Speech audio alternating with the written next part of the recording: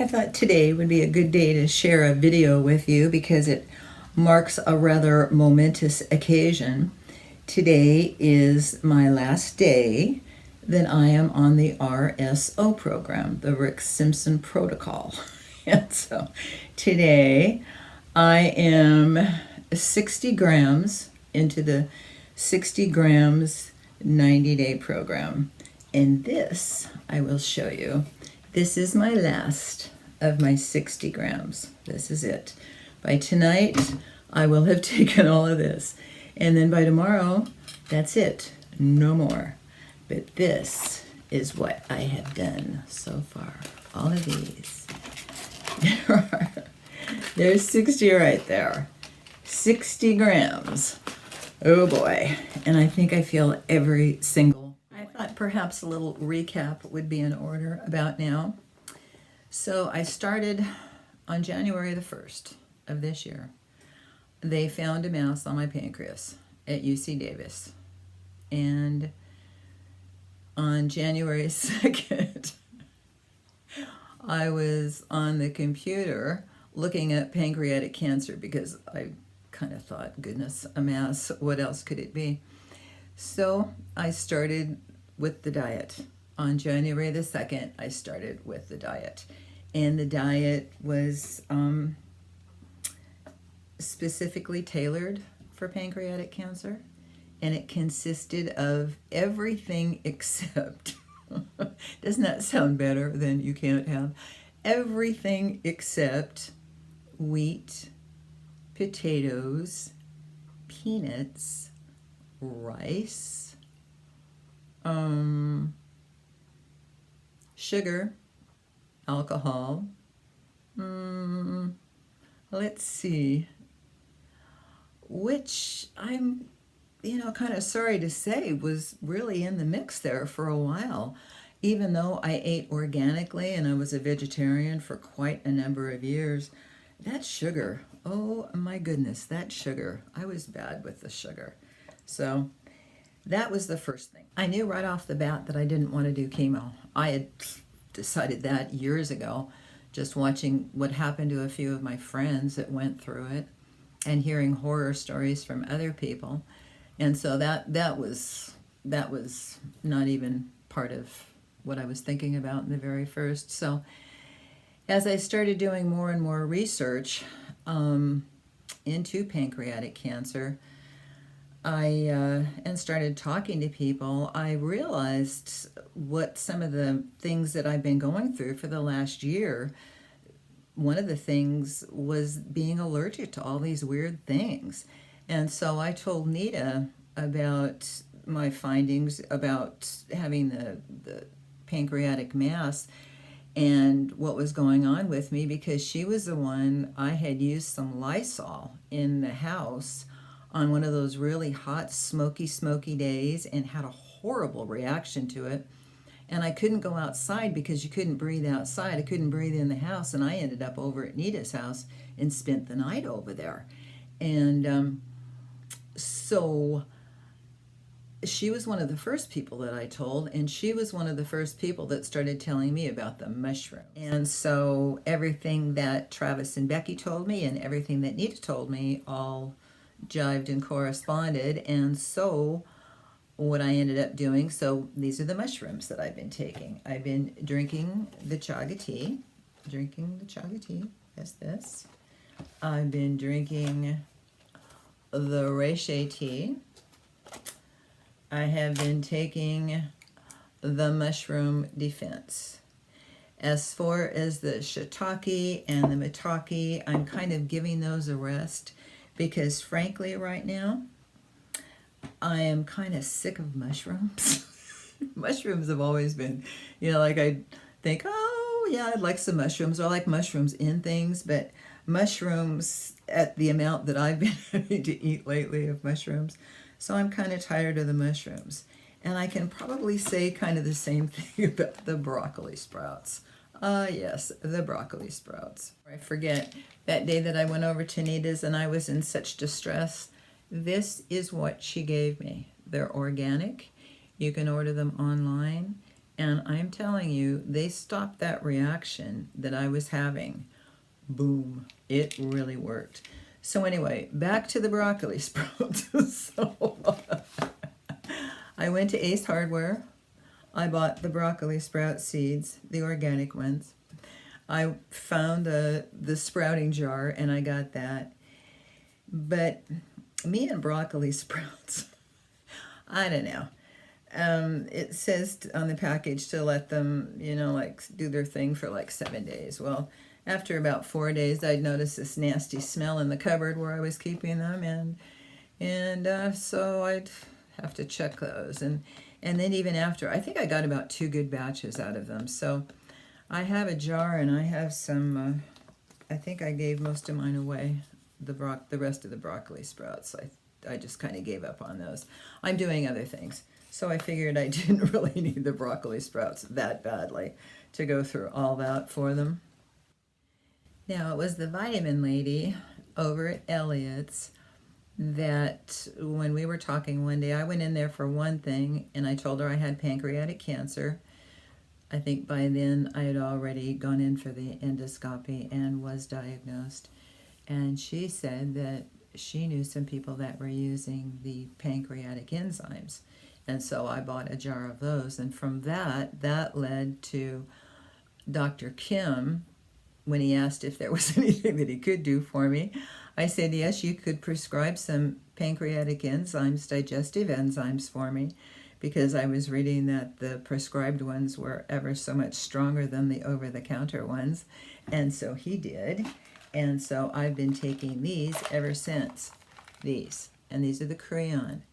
And these actually allow me to digest my food because, face it, I know that my pancreas is not working 100%. I know that. You can feel it. You can tell that it's not working.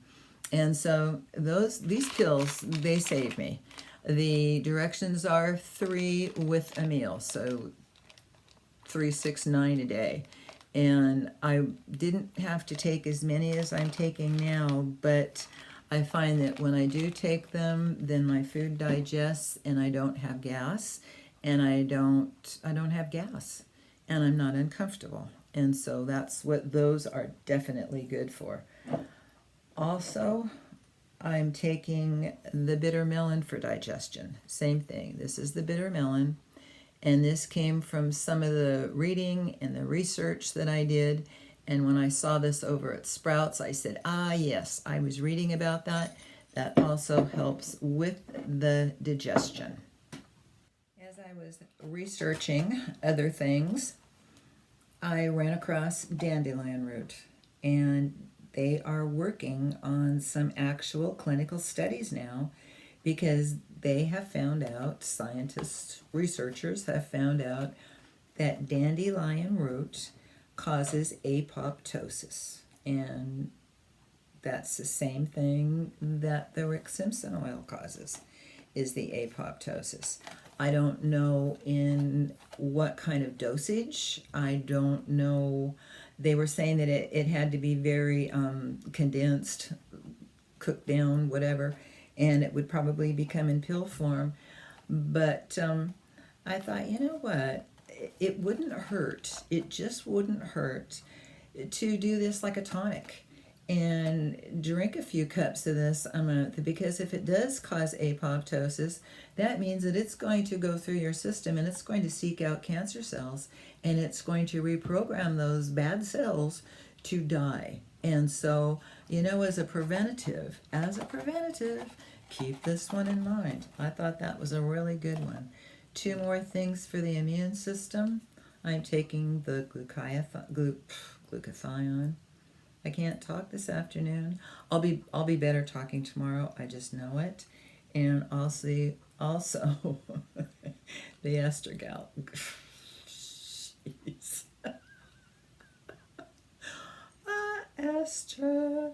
Astra. You know what?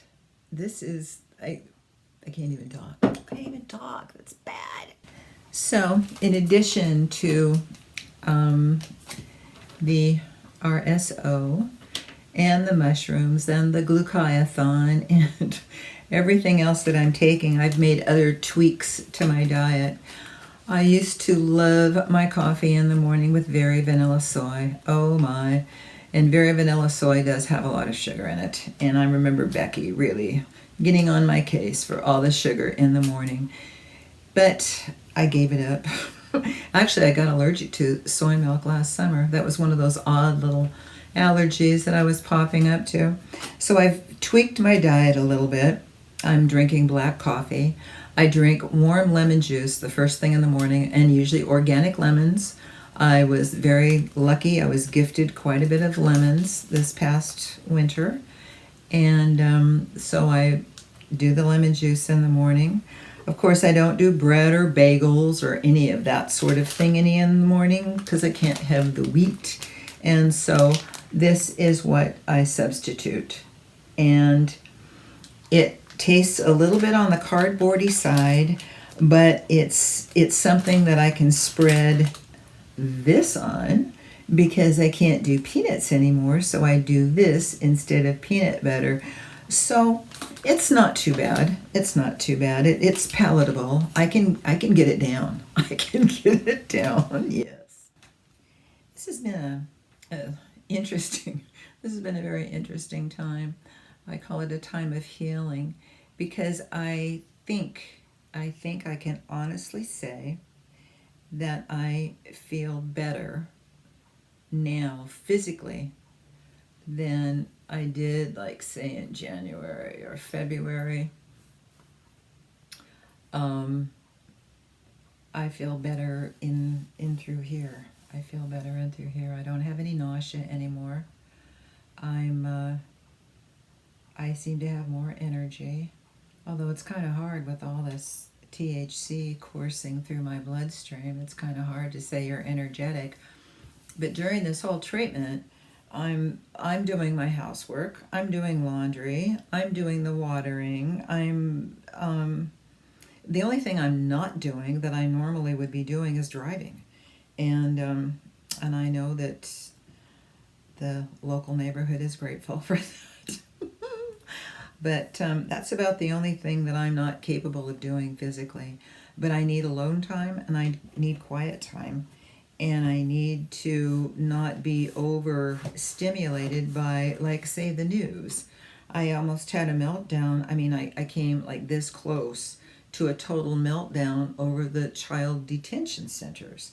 So these are things that should not be brought to my attention until maybe next week, and then maybe it'll be better next week. At least my reaction won't be so explosive. I think explosive would be a good word for that. So I must say that physically, I think I do feel better. I do believe I feel better. I don't feel so raggy in the morning. For a while, getting up in the morning was torture. Well, not that torture. Sometimes I think I exaggerate. It wasn't torture, but it wasn't comfortable. It really wasn't comfortable. I would feel very raggy in the morning. And that feeling of impending doom. I would get that feeling of impending doom every morning. And I haven't had that now for about 2 weeks. And I don't know, was that my body just telling me there's something wrong in here and we need some help? SOS? Maybe my body was sending up SOS signals to me. And so I did pay attention to them. And yes, I think I sent help. Now all I do is just kind of kick back and wait.